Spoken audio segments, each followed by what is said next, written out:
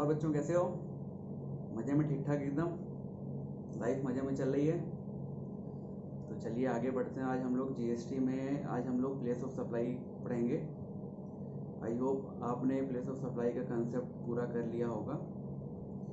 ठीक है, तो चलिए बिना टाइम वेस्ट किए हम लोग फटाफट से क्वेश्चन देखते हैं, आज के प्रैक्टिकल क्वेश्चंस। और प्लेस ऑफ सप्लाई की मैं बता दूँ 2 क्लास चलेगी, एक आज और एक नेक्स्ट क्लास भी चलेगी, क्योंकि इसमें क्वेश्चंस थोड़े ज़्यादा हैं, लगभग 9 से 10 क्वेश्चंस मैं करवाऊँगा। ठीक है, आज मैं आपको 4 से 5 क्वेश्चन करवाऊँगा और नेक्स्ट क्लास में भी 4 से 5 क्वेश्चन करवाऊँगा। ठीक है, तो चलिए एक नई जोश नई उमंग के साथ चालू करते हैं आज का क्वेश्चन। चलिए दोस्तों, आज पहला क्वेश्चन हम लोग देखते हैं प्लेस ऑफ सप्लाई चैप्टर का। क्वेश्चन कह रहा है, शिवम ऑफ वाराणसी यूपी, शिवम एक आदमी है यूपी का, enter into an agreement to sell goods to Kamal of Patna Bihar. Shivam ने एक एग्रीमेंट बना लिया कमल के साथ कि भाई मैं तुमको एक सामान सेल करूँगा। ठीक है, शिवम बनारस का, यूपी का है, यूपी स्टेट का, और कमल बिहार का है। ठीक है, while the goods were being packed in Banarasi godown of Shivam, मतलब जब एग्रीमेंट हो गया तो शिवम अपना जो भी आइटम सेल करना था उसको पैकिंग वैकिंग करवा रहा था अपने गोडाउन में, बनारस में ही जो कि है। Kamal got an order from Rahul of Mumbai Maharashtra for the set goods, जो कमल परचेज कर रहा था शिवम से, उसी पर्टिकुलर आइटम का कमल को भी ऑर्डर आ गया कि आप हमको सेल आउट कर दीजिए। तो कमल जो है वो सामान सेल कर रहा है राहुल को, जो कि मुंबई महाराष्ट्र में है। ठीक है, उसी आइटम का जो शिवम कमल को सेल कर रहा था। ठीक है, Kamal agreed to supply the said goods to Rahul, Kamal ने बोला ठीक है सर मैं आपको सेल करूँगा। ठीक है, और शिवम को बोल दिया कि भाई तुम अपना सामान हमको पटना ना भेजवा के डायरेक्टली तुम मुंबई महाराष्ट्र भेजवा दो। ठीक है, बिल टू शिप टू का केस है ये।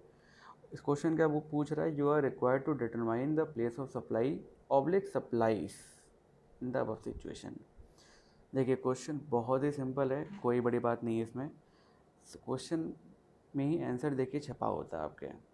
तो देखिए क्वेश्चन बोल रहा है कि you are required to determine the place of supply oblique supplies in the above situation, मतलब एक सप्लाई हो सकता है या एक से ज़्यादा भी सप्लाई हो सकते हैं। एक से ज़्यादा सप्लाई कैसे हो सकते हैं?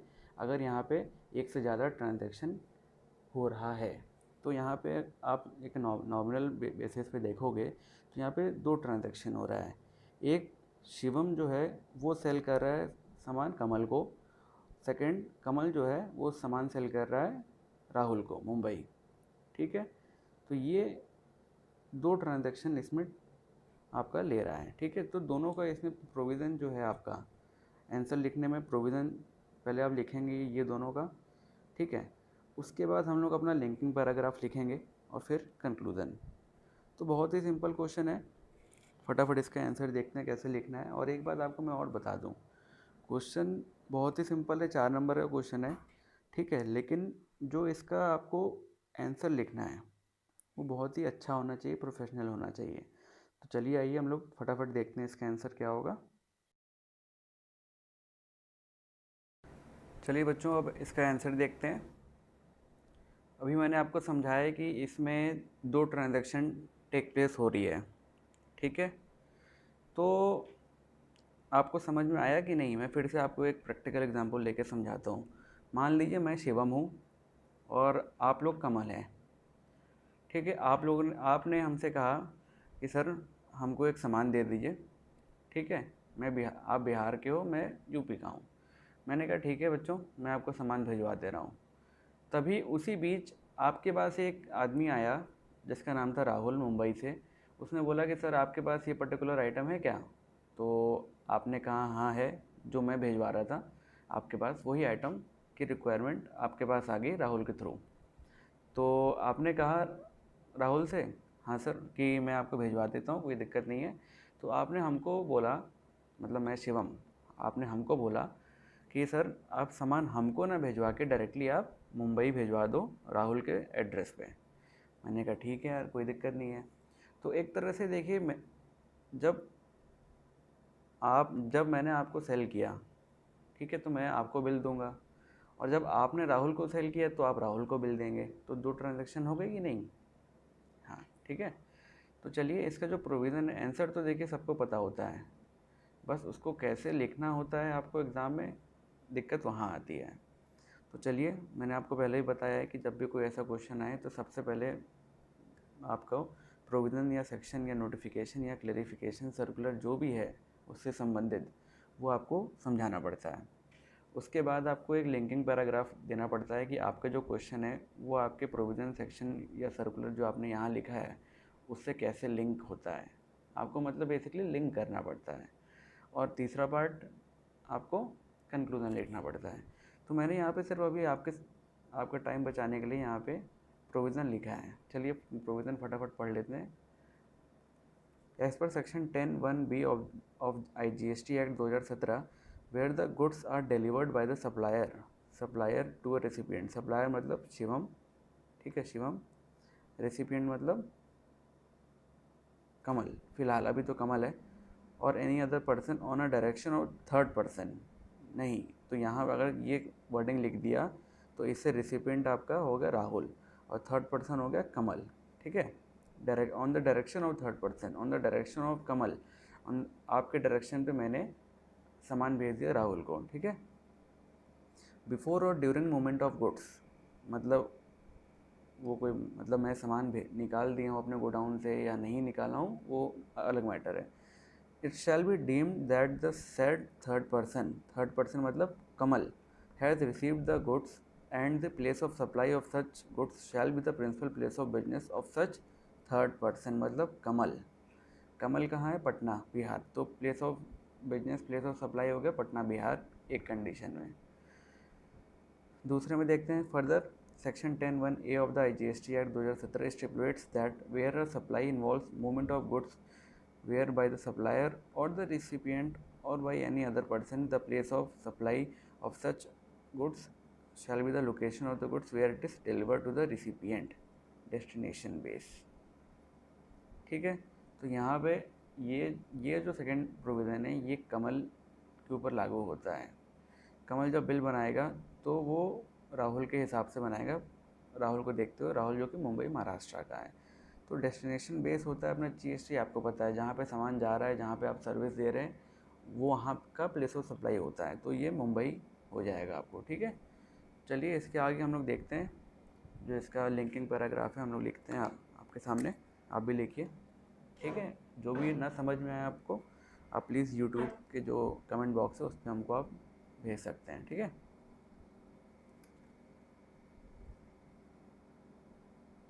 Now we can see that there are true transactions taking एक सेकेंड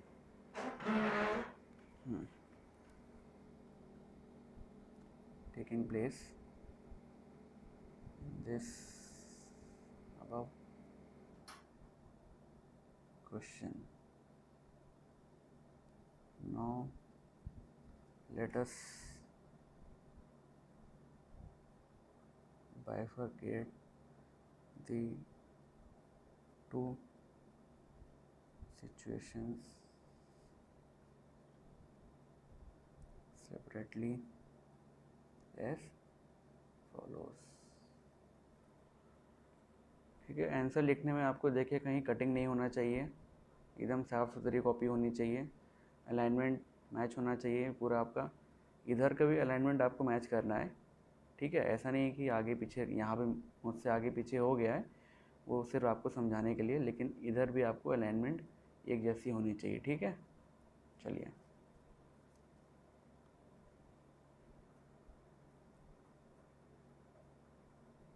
दी सप्लाई बिटवीन, दिख रहा है ना आपको, the supply between Shivam and Kamal is a bill to ship to supply.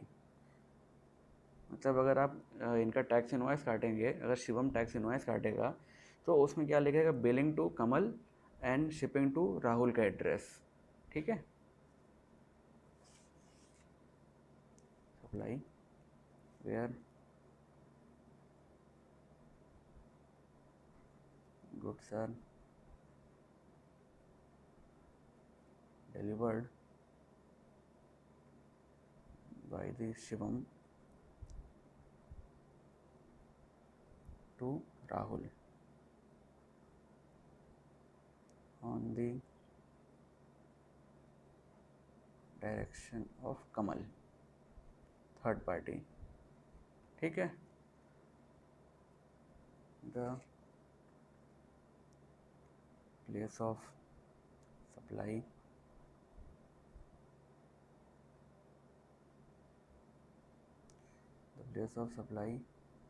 in case of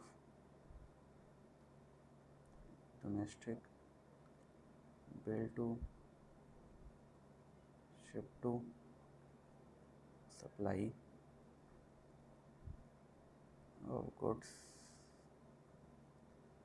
is determined on the, ये कौन सा provision deal कर रहा है, इस determined by the provision of section 10(1)(b) of IGST act. तो ये आपने लिंक कर दिया बेसिकली, इस determined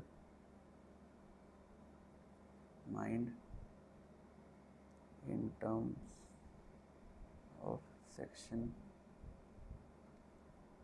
10(1)(b) of IGST act. ठीक है, so it is deemed that Kamal has received the goods। so बताइए प्लेस ऑफ सप्लाई क्या हो जाएगी आपकी, so place of supply will be the Patna, Bihar। so place of supply will be the place of business of Kamal, that is Patna, Bihar. ठीक है, यह आपका एक पार्ट हो गया। एक पार्ट मतलब एक ट्रांजैक्शन का आपने प्लेस ऑफ सप्लाई लिख दिया। अब सेकंड ट्रांजैक्शन आइए देखते हैं।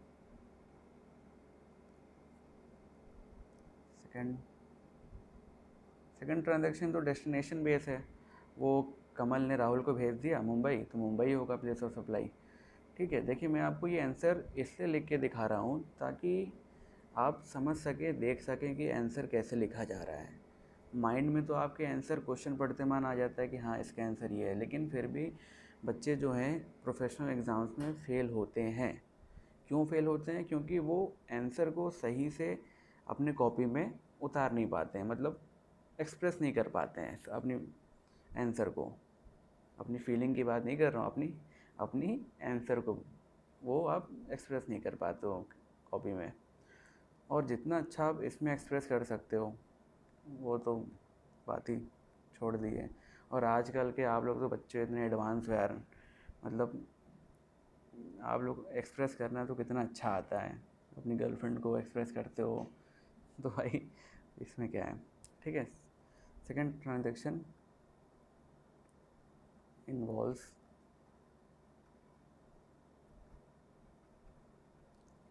another supply between Kamal and Rahul. ठीक है, द प्लेस ऑफ सप्लाई, मैं शॉर्ट फॉर्म लिख रहा हूँ लेकिन आप फुल फॉर्म लिखना। In this case will be determined by term of section. ये आप देखिए लिंक कर रहे हैं, ठीक है, लिंकिंग चल रहा है इस वक्त, section 10 1A of the IGST act, ठीक है, 2017। So place of supply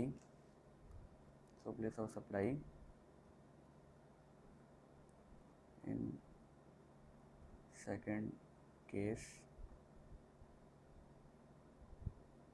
will be Mumbai, Maharashtra as the goods are delivered in Mumbai, ठीक है। डेस्टिनेशन बेस पे हो गया। आपने ऑलरेडी इसमें कंक्लूजन डाल दिया है, तो अलग से इसमें कंक्लूजन पैराग्राफ लिखने की कोई भी ज़रूरत नहीं है, ठीक है। तो देखिए मैं इसको छोटा कर देता हूँ, देखिए अगर आप लोग उसको देख पाएँ, ठीक है। ये हो गया आपका आज का पहला सवाल। बेसिकली देखिए मेरा फोकस है कि आप लोग का जो आंसर लिखने का जो तरीका है उसको मैं सही कर सकूं, ठीक है। क्योंकि मेरी प्रोफेशनल्स से बात होती रहती है और भी जो कॉपी चेक करते हैं, तो वो बताते हैं कि आंसर तो सबको आता है। देखिए आंसर तो सबको पता रहता है कि ये आंसर होना है, लेकिन उसको प्रोफेशनली आप कैसे प्रेजेंट करते हो वो किसी को नहीं आता, मतलब बहुत कम को आता है, ठीक है। इसीलिए नंबर आपके कट जाते हैं, ठीक है। तो चलिए आइए नेक्स्ट क्वेश्चन में बढ़ते हैं हम लोग, क्वेश्चन नंबर 2। चलिए आइए दोस्तों, अब हम लोग सेकंड क्वेश्चन पढ़ते हैं। ACPL प्राइवेट लिमिटेड, एक ACPL private limited owned by Sandeep Agarwal, ठीक है, a famous classical singer. Owned मतलब मेन मैनेजिंग डायरेक्टर होगा, ओनर होगा, ठीक है। Sandeep Agarwal a famous classical singer wishes to organise a Sandeep Agarwal music concert in Gurgaon Haryana, ठीक है। ये अपना म्यूज़िकल कंसर्ट रखना चाह रहे थे गुड़गांव में, हरियाणा, ठीक है। ACPL registered in Ludhiana Punjab, ACPL Punjab का है, ठीक है। उसका GST नंबर पंजाब का है, और वो अपना जो म्यूज़िक कंसर्ट था वो हरियाणा में रखना चाह रहा है, दूसरे स्टेट में। Enters into contract with an event management company Shaan private limited, जो कि दिल्ली का है, for organising the said music concert at an agreed consideration of ₹10 lakh. ACPL ने शान को हायर किया, इवेंट मैनेजमेंट कंपनी को, और बोला भाई तुम 10 लाख रुपए ले लो और मेरा पूरा इवेंट करा दो गुड़गांव में, ठीक है। शान private limited books the lawn of hotel Ganga Gurgaon registered in Haryana for holding the music concert for a lump sum consideration of ₹4 lakh.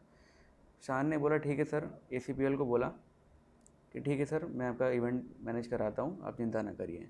उसके लिए शान ने होटल गंगा जो गुड़गांव में है, ठीक है, होटल गंगा, यहाँ गया और इसको हायर कर लिया और बोला भाई हम तुमको 4 लाख रुपए देते हैं, ये पूरा हमको आपका होटल लॉन सब कुछ चाहिए, ठीक है। बात तय हो गई 4 लाख पे। ACPL private limited fixes the entry fee to the music concert at ₹5,000, मतलब एक आदमी का एंट्री फीस 5,000 रुपये है, ठीक है, एंट्री फीस। और फिर कह रहा है कि 400 tickets for Sandeep Agarwal music concert are sold, 400 ticket total sold हो गए। तो यानी कि इसको कितना सप्लाई होगा, कितने रुपए का, 20 लाख रुपए का ACPL की सप्लाई हो गई एक तरह से, ठीक है।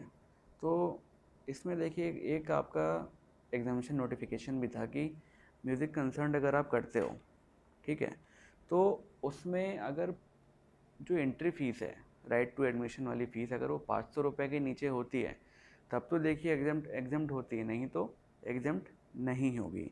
और यहाँ पे 500 का, यहाँ पे 5,000 है, तो ये फुली आपकी टैक्सेबल होगी। आगे बढ़ते हैं।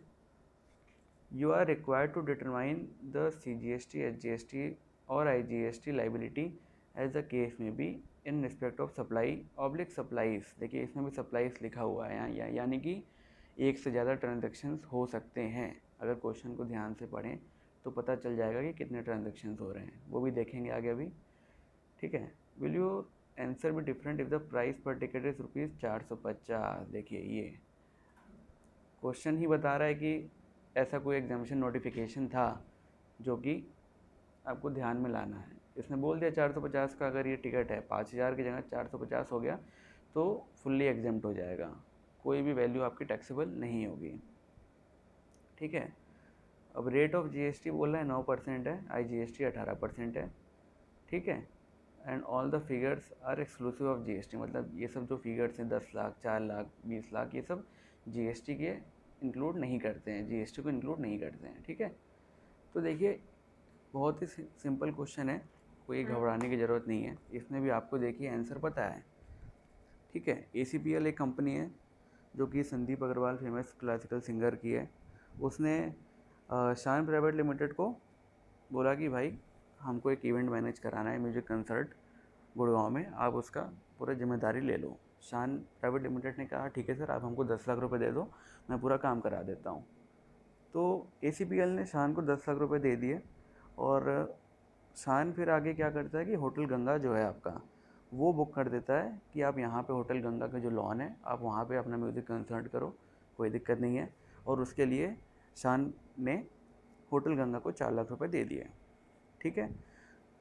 फिर उसके बाद आगे लिखा है कि जो एंट्री फीस है उस म्यूज़िक कंसर्ट की वो 5000 रुपये है, और वो 5000 रुपये पर पर्सन की है और 400 पर्सन इसमें आते हैं, तो यानी कि 20 लाख रुपए जो है वो ACPL को उनकी कमाई हो गई, मतलब एक तरह से सप्लाई ऑफ सर्विस हो गई। ठीक है।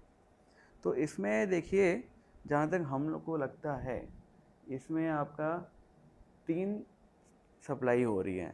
पहला सप्लाई क्या हो रहा है, ACPL जो है वो शान के बीच में हो रहा है, मतलब ACPL ने शान को हायर किया, तो एक सप्लाई ये हो गई, एक ट्रांजैक्शन ये हो गया।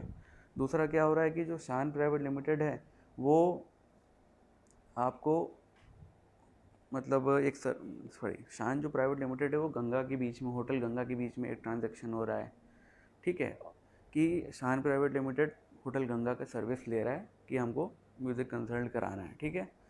तीसरा ट्रांजैक्शन क्या हो सकता है कि ACPL जो है वो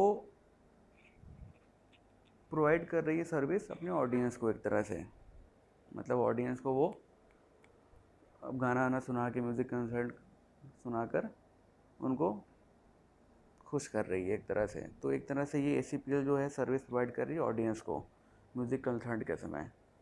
ठीक है। तो 3 यहाँ पे आपका ट्रांजैक्शन हो रहा है, एकदम साफ साफ पता चल रहा है, और इसी तीनों को हम लोग को लिखना है अपने क्वेश्चन के आंसर में। ये क्वेश्चन कम से कम 8 से 12 नंबर का होगा अगर आप प्रोफेशनल कोर्स में देखेंगे। ठीक है। तो ये क्वेश्चन बहुत ही अच्छा है, ये लगभग CA फाइनल या फिर CS फाइनल के लेवल का है। ठीक है। तो इसको आप बहुत ध्यान से करिए, और अब हम लोग देखते हैं कि इसको आंसर कैसे लिखा जाए। ठीक है। मेन होता है कि आंसर आप कैसे लिखते हो एग्ज़ाम में, ये बहुत इंपॉर्टेंट चीज़ है। ठीक है। और इसका मैं बता दूं आपको कि मैंने ऑलरेडी आंसर लिखा हुआ है, क्योंकि इसका आंसर काफ़ी बड़ा था, तो आपका ये टाइम बचाने के लिए मैंने ऑलरेडी आंसर लिखा हुआ है। ठीक है। आइए आंसर देखते हैं अब हम लोग।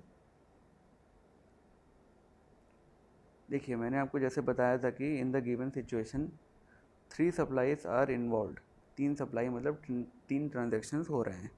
पहला क्या हो रहा है, services provided by ACPL to audience by way of admission to music concert, एकदम सही जो मैंने आपको बताया था अभी।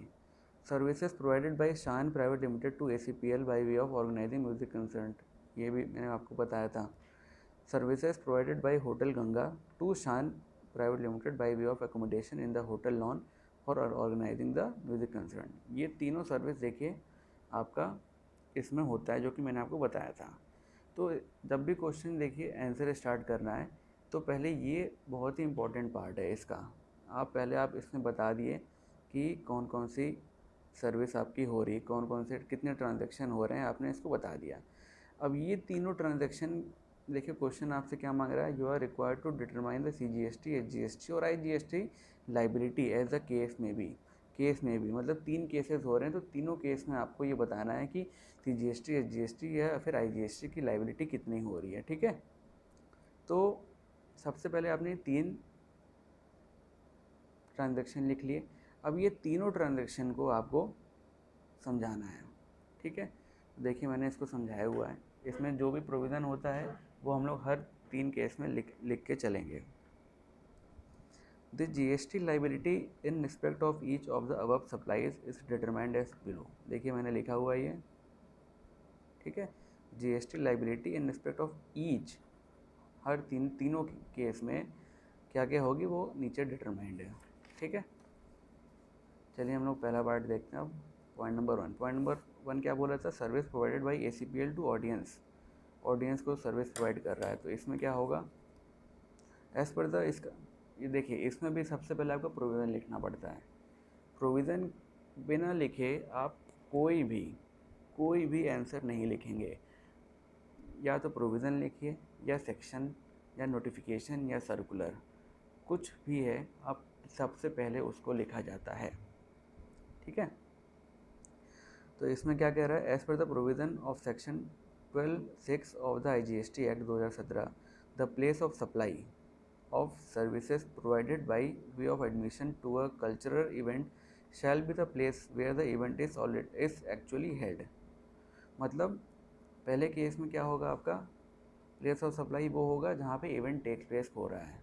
इवेंट कहाँ टेक प्लेस हो रहा है आपका, देखिए हरियाणा में, तो प्लेस ऑफ सप्लाई हरियाणा होगा, ठीक है। आगे देखते हैं।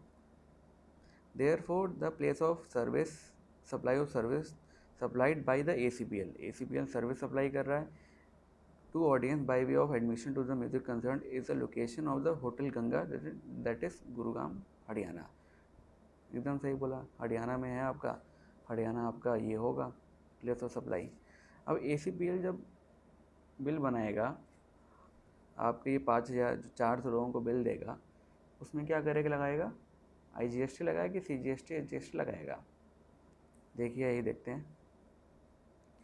ACPL जो है वो रजिस्टर्ड है लुधियाना पंजाब में, और IGST लगा रहा है, मतलब ये प्लेस ऑफ सप्लाई आपकी हो रही है हरियाणा, तो दोनों अलग अलग स्टेट हैं, तो ये आपका IGST लगाएगा। चलिए देखते हैं इसको कैसे लिखा जाता है। Since the location of the supplier and the place of supply are in different state, IGST will be divide, ठीक है। अब IGST कैलकुलेशन ये है, कंसिडरेशन कितना हो गया, 400 tickets at the rate of ₹5,000 पर टिकट, ठीक है। तो टोटल 20 लाख हो गया, और IGST क्वेश्चन में दिया है कि 18% लगाना है, तो 18% 20 लाख का 3,60,000 होता है, ठीक है। तो ये आपका पॉइंट, जो पहला ट्रांजैक्शन है उसका देखिए IGST लगेगा और इतना लगेगा, ठीक है। और देखिए आपको छोटी छोटी बात बता दूँ, जैसे ये 400 टिकट है और ये 5,000 पर टिकट है, तो बहुत लोग बच्चे क्या करते हैं 400 एट द रेट ऑफ 5,000 कर देते हैं, तो ये गलत हो जाता है। तो आपको पूरा लिखना पड़ता है, ये 400 टिकट है और ये रुपीज़ का साइन यहाँ लगाना, 5,000 टिकट पर टिकट ये है, ठीक है। चलिए आइए इसका अब हम लोग पॉइंट नंबर सेकंड पढ़ते हैं। चलिए सेकंड पार्ट देखते हैं हम लोग क्या लिखा था, service provided by Shaan to ACPL by way of organising music concern. चलिए इसका देखते हैं हम लोग क्या प्रोविज़न है, हमने लिखा हुआ already. Section 12(7)AI of the IGST act, ठीक है। देखिए सेक्शन नंबर अब अगर आपको याद नहीं है तो उतना फ़र्क नहीं पड़ता है, ठीक है। तो आप यहाँ पे ऐसे लिख सकते हैं कि as per the specified section of the IGST act. गलत सेक्शन नंबर कोट करना तो मतलब आपका पूरा आंसर ख़त्म। आप कोट मत करिए, specified section of the IGST act लिख देंगे तो कुछ पॉइंट कटेगा, कुछ नंबर कटेगा आपका 0.25 की अप्रॉक्स, लेकिन पूरा तो बच जाएगा आपका आंसर, ठीक है। जैसे something is better than nothing ये होता है ना, वही। Section this of IGST act stipulates that the place of supply of service provided by way of organisation of cultural event to a registered person मतलब ACPL, और cultural event कौन provide कर रहा है, इवेंट मैनेजमेंट सर्विस जो कि Shan private limited है, is the location of such person, ठीक है। Therefore the place of supply of service supplied by Shan private limited to ACPL by way of organising the music concert is the location of the recipient, that is Punjab. Recipient कौन हो गया, ACPL, ठीक है।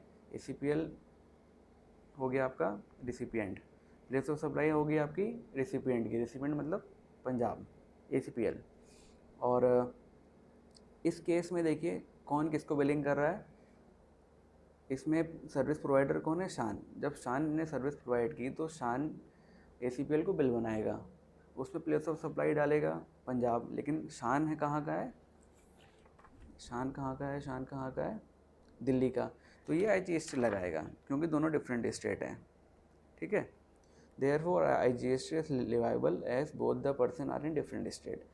अब देखिए question में लिखा था कि ACPL ने 10 लाख रुपए दिए शान को, तो इसी 10 लाख पे 18% लगा दी, आपका आंसर आ गया। Consideration for supply into 18% IGST, और 10 लाख पे 18% होता है 1,80,000, ठीक है। तो ये आपका सेकंड जो ट्रांजैक्शन हुआ है उसका आंसर, उसका IGST आपको इतना पे करना है, ठीक है। अब चलते हैं हम लोग तीसरे पार्ट में। तीसरा जो आपका हमने लिखा था transaction, services provided by hotel Ganga to Shan private limited by way of accommodation in the hotel lawn for organising the music concert. देखिए इसमें बहुत सिंपल है, आपको पता है कि अगर इमूवेबल प्रॉपर्टी से संबंधित कुछ भी सर्विस हो रहा है तो जो प्लेस ऑफ इमूवेबल प्रॉपर्टी है, प्लेस ऑफ सप्लाई वहीं की होती है, यानी कि होटल गंगा कहाँ है, गुरुग्राम हरियाणा, ठीक है। तो इसमें तो CGST या GST ही लगना है, ठीक है। आप कहीं भी हो सर्विस, जहाँ जो भी सर्विस रिसिपिएंट है कहीं का भी हो, उससे कोई मतलब नहीं है, CGST या GST ही लगना है, ठीक है। इसका आंसर देखते हैं हम लोग। As per the provision of section 12(3)(c) of the IGST act 2017, the place of supply of service by way of accommodation in any immovable property, ठीक है। देखिए immovable property for organising any cultural function shall be the location at which the immovable property is located. ये बहुत important section है, आपको पता है सब कुछ, लेकिन बस कैसे लिखना है वो मैं आपको दिखा रहा हूँ इसमें, ठीक है। Therefore the place of supply of service supplied by hotel Ganga to Shan private limited by way of accommodation in hotel lawn shall be the location of the hotel Ganga. ये देखिए होटल गंगा, ठीक है, दैट इज आपको गुरुग्राम हरियाणा, ठीक है। Therefore CGST and HGST will be levied as the location of the supplier, ठीक है। Service कौन सप्लाई कर रहा है, होटल गंगा, ठीक है, and the place of supply are in the same state. GST calculation are as follows, देख लीजिए फटाफट। कंसिडरेशन फॉर सप्लाई कितना था, 4 लाख। क्वेश्चन में देखिए शान प्राइवेट लिमिटेड ने होटल गंगा को एक कंसिडरेशन दे दिया था 4 लाख, ये देखिए, ठीक है, ये 4 लाख दे दिया था लमसम अमाउंट। 4 लाख पे 9% लगा दिए, 9% क्वेश्चन पे दिया हुआ है 36 है, तो आपका ये हो गया CGST HGST।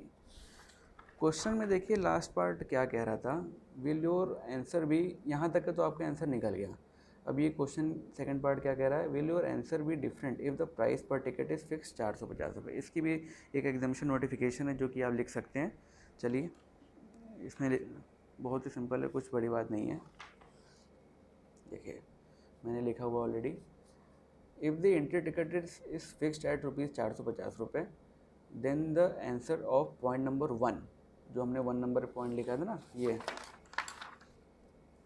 1 नंबर मतलब ये service provided by ACPL to audience by way of admission to music concert, जो इसका हमने ये लिखा था, ये वाला पार्ट, ये आपका चेंज हो जाएगा, ठीक है।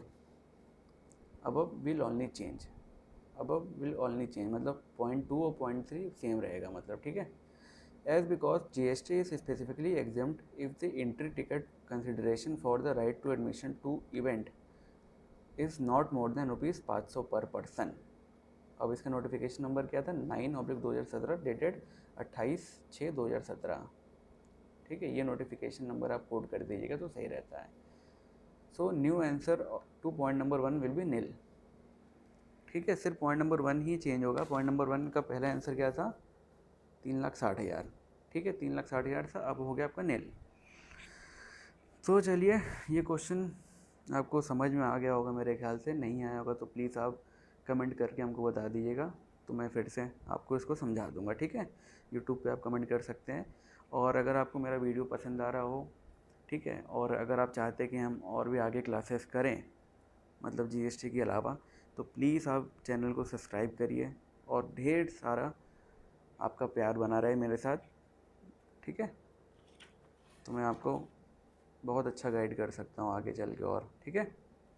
चलिए अब नेक्स्ट क्वेश्चन करते हैं। और ये आपका मेरे ख्याल से कितना क्वेश्चन हो गया, ये दूसरा क्वेश्चन था ना। हाँ, तो देखिए एक क्वेश्चन, 2 क्वेश्चन और बाकी है, 2 क्वेश्चन हम लोग फटाफट करेंगे। चलिए आइए देखते हैं। चलिए बच्चों, आज का तीसरा क्वेश्चन करते हैं हम लोग, ठीक है। क्वेश्चन बहुत छोटा सा है।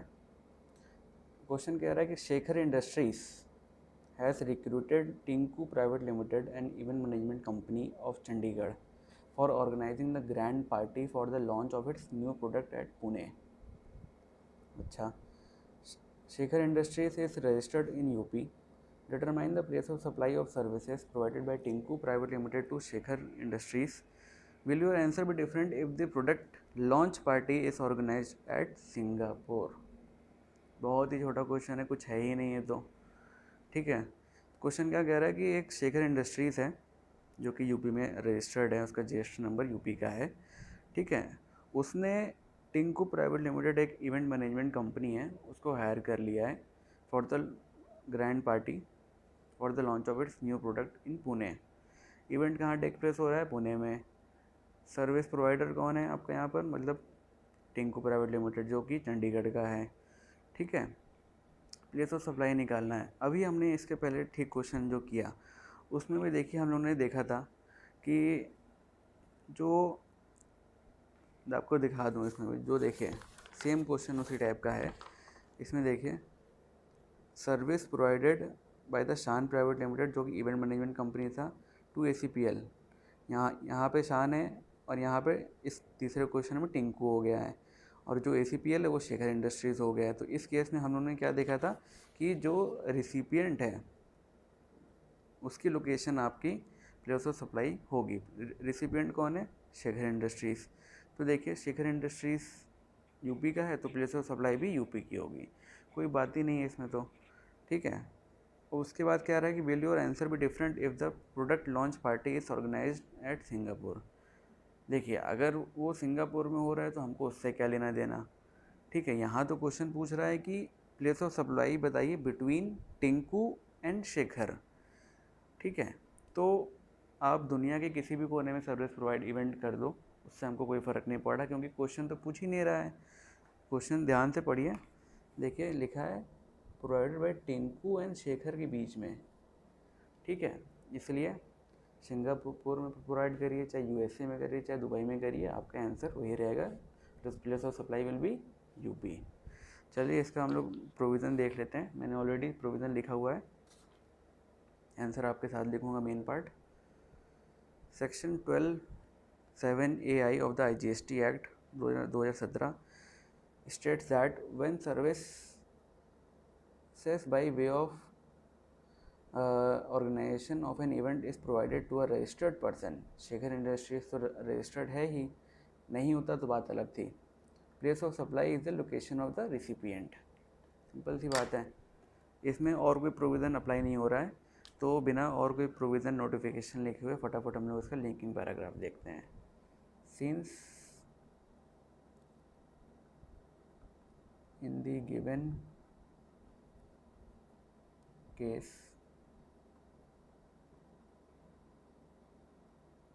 the product launch party at Pune is organized for Shekhar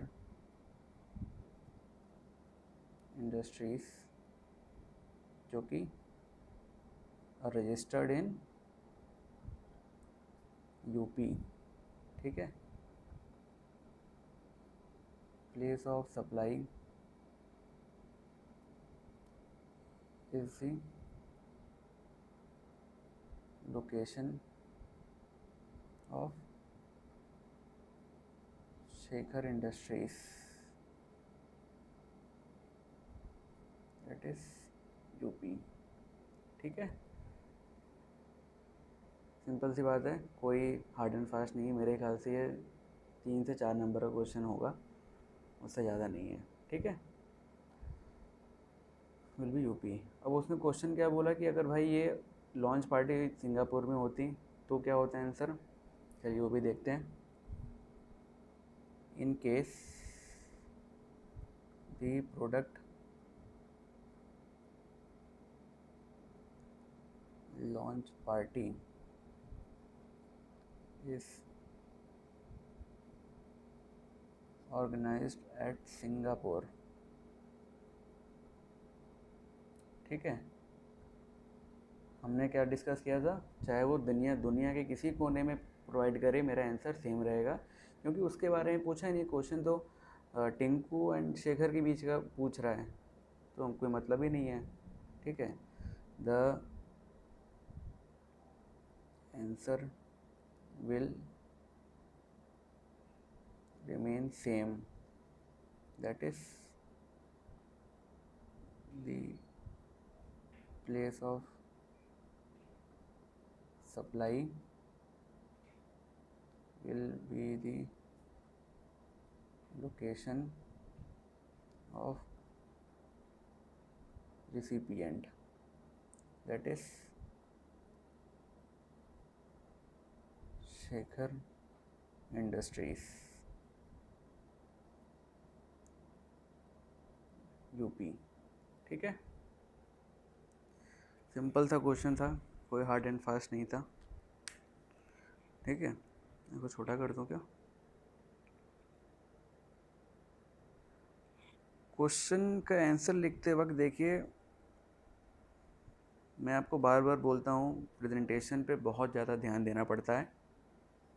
presentation नहीं तो आप प्रोफेशनल नहीं। प्रोफेशनल्स की एक ख़ास बात क्या होती है कि उनकी प्रेजेंटेशन बहुत ही अच्छी होती है। इसीलिए हम लोग एक प्रोफेशनल बनने जा रहे हैं, तो हम लोग को बहुत ही अच्छा प्रेजेंटेशन करना आना चाहिए। ठीक है, चलिए नेक्स्ट क्वेश्चन देखते हैं फटाफट। ये आपने उतार ही लिया होगा। ठीक है, चलिए आइए हम लोग नेक्स्ट क्वेश्चन पे बढ़ते हैं। अब हम लोग, ये आज का आखिरी क्वेश्चन होगा, फिर इसके बाद मैं आपको एक क्वेश्चन दूंगा करने के लिए। आप उसको प्लीज़ करके सही से प्रेजेंटेशन करके अब हमको मेल कर दीजिएगा मेरी मेल आईडी पे, वो मैं आपको बता दूंगा फिर से अभी। तो मैं जितना क्वेश्चन अभी कर रहा हूँ, आप लोग कर रहे हो कि नहीं, मेरे साथ कर रहे हो ना। चलो अच्छा है, चलिए आइए फटाफट देखते हैं आज का लास्ट क्वेश्चन। GHI इनकॉर्पोरेशन है corn sauce manufacturing company based in UK. Corn sauce बनाता है, कॉर्न सॉस मतलब मकई, मतलब भुट्टे का सॉस बनाता है ये यूके में। Intends to launch its products in India, मतलब बाहर की कंपनी यूके की अपना एक जो प्रोडक्ट है इसका कॉर्न सॉस, वो इंडिया में लॉन्च करना चाहता है। ठीक है, however the company wishes to know the taste and sensibilities of Indians before launching its product in India. Obvious सी बात है कि अगर मेरी भी कंपनी हो या फिर आपकी कंपनी हो, पहले आप उसका मार्केट रिसर्च करोगे, पूरी फिजिबिलिटी स्टडी करोगे, तभी ना कुछ लॉन्च करोगे। ऐसे तो है नहीं कि आप बिना सोचे समझे कर दो। तो ये GHI इनकॉर्पोरेशन ने भी यही किया, वो भी लॉन्च करने के पहले टेस्ट सेंसिबिलिटी ऑफ इंडियंस जानना चाहती है। ठीक है, फॉर दिस पर्पज़ ये चीज़ के लिए GHI इनकॉर्पोरेशन ने has approach Shyama consultants Bangalore. Shyama consultant है, बैंगलोर की कंपनी है, उसको अप्रोच किया, उसको एक रिक्वेस्ट डाला।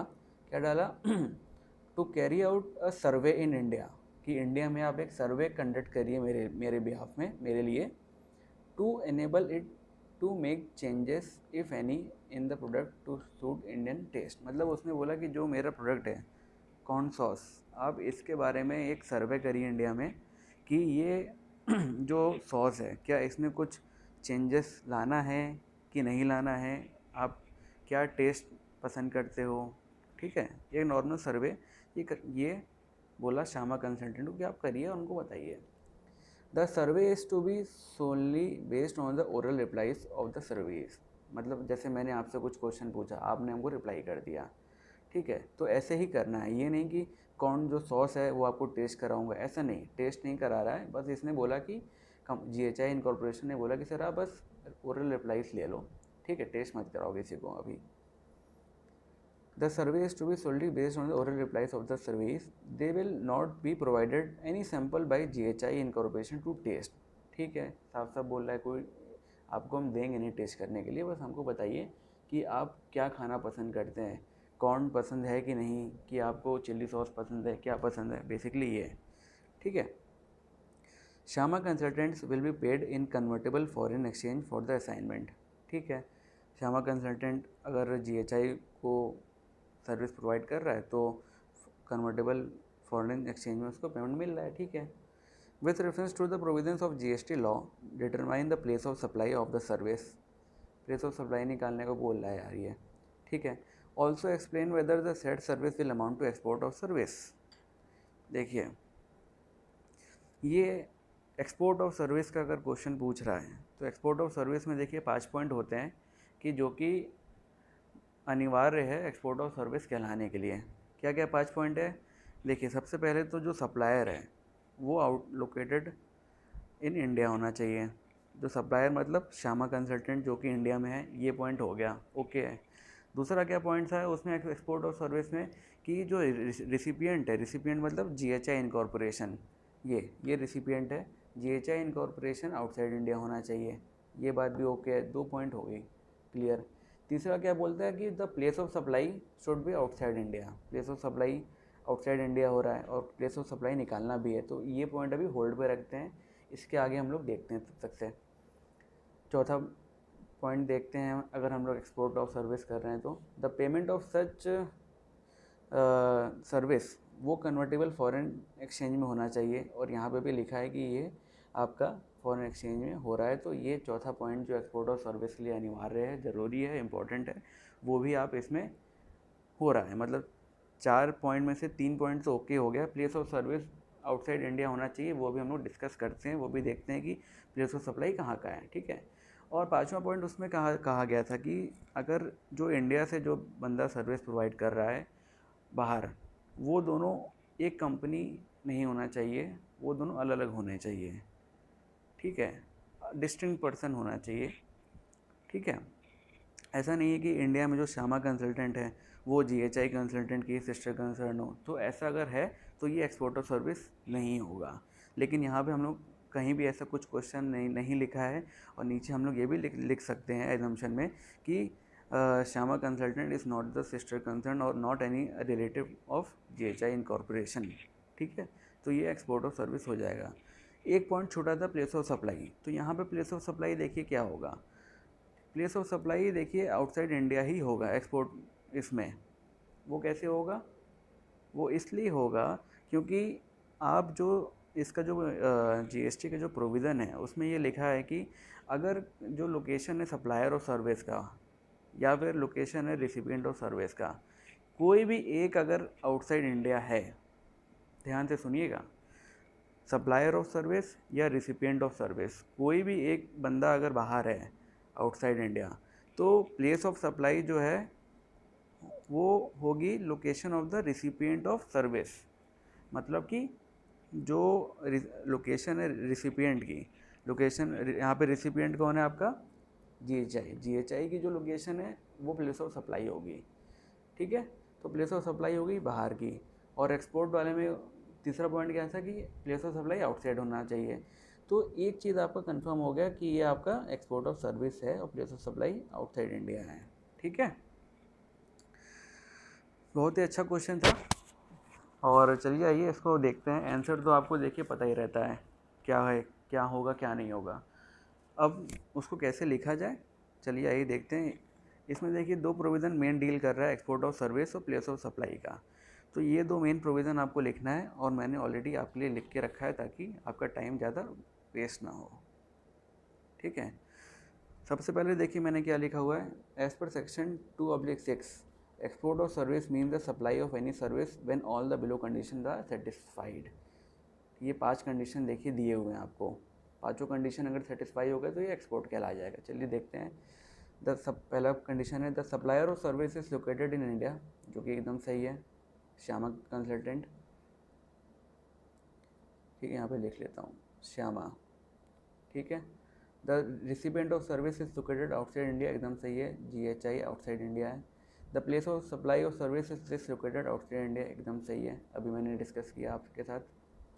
The payment of such service has been received by the supplier of service in convertible foreign exchange और in Indian rupees wherever permitted by the Reserve Bank of India, ये भी सही है, question में ही लिखा हुआ है कि आपको कन्वर्टेबल फॉरेन में दूंगा, ये भी सही हो गया।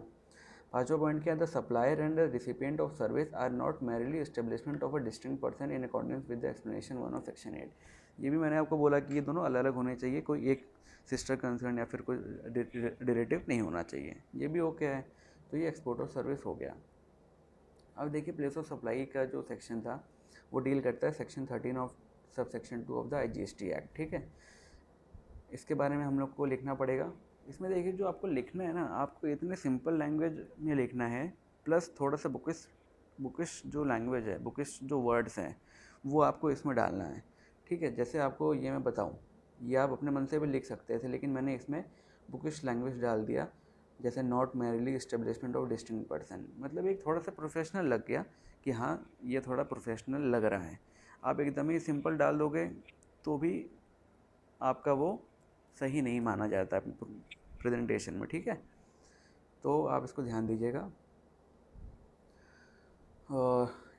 ये प्लेस ऑफ सप्लाई क्या कह रहा है, as per section 13(2) of the IGST act, in case where the location of the supplier, location of the supplier मतलब सप्लायर कौन है, श्यामा कंसल्टेंट बैंगलोर, और सर्विस और the location of the recipient of service जो कि बाहर आउटसाइड इंडिया, इस outside India, दोनों में से कोई भी अगर आउटसाइड है, the place of supply of service except some cases specified, एक कुछ केसेस हैं जो कि इसमें से एक्सेप्शनल है, वो इसमें डील नहीं करता अभी, इसलिए मैंने लिखा नहीं है। शैल be the location of the recipient of service, recipient मतलब GHI। ठीक है, तो चलिए ये आपका पूरा मैंने लिख दिया, एक तरह से प्रोविज़न भी हो गया। अब हम लोग लिंकिंग करते हैं, इसमें कुछ खास लिंकिंग का तो है नहीं, तो नॉर्मल सी बात लिखते हैं, 10 in the given case the place of supply of service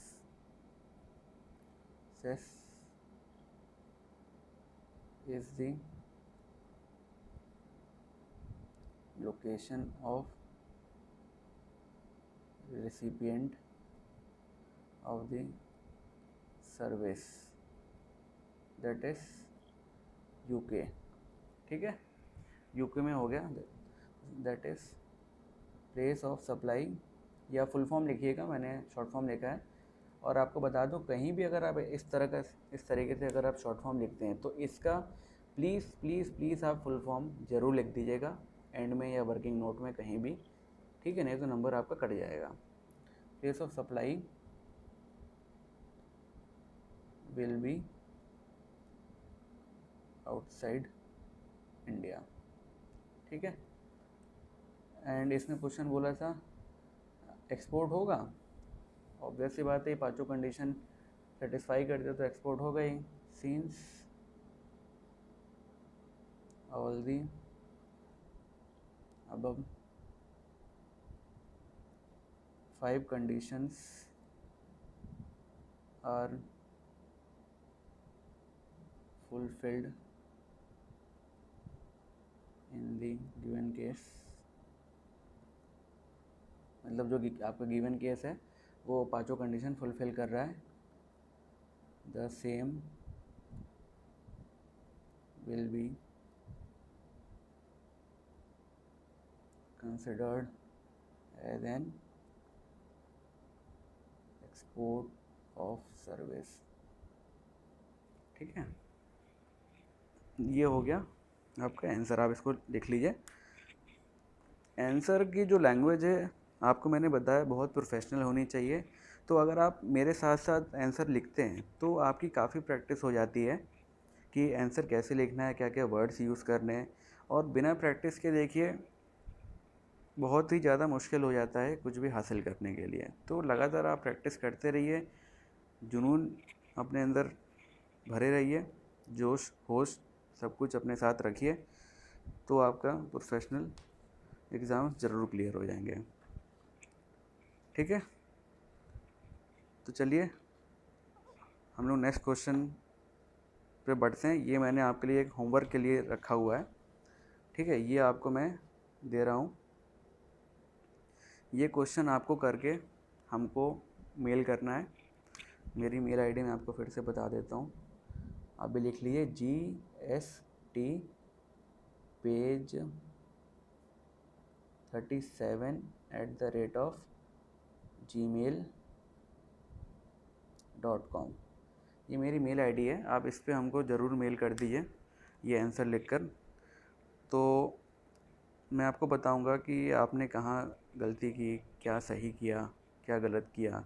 ये नंबर आपका है लगभग 8 नंबर का मैं क्वेश्चन दे रहा हूँ। ये मैं आपको बताऊंगा कि 8 नंबर में से आपको कितना हुआ। अगर आप दिल से चाहते हैं कि आप पास हो एग्ज़ाम, तो प्लीज़ ये आंसर आप लिख के हमको दीजिए, और जो भी मैं क्लास में आपको बता रहा हूँ वो ध्यान से सुनिए और आंसर लिखते जाइए। चलिए बच्चों, आज की क्लास यहीं पे ख़त्म करते हैं हम लोग। तो आज हम लोग ने देखा प्लेस ऑफ सप्लाई के 4 क्वेश्चंस किए। आई होप आपको समझ में आया हो कि कैसे लिखा जाता है, किन किन छोटी छोटी बातों का ध्यान देना पड़ता है आंसर लिखते वक्त। आंसर आता सबको है, लेकिन जब आप लिखने जाते हैं तो फिर वो उसमें दिक्कत हो जाती है।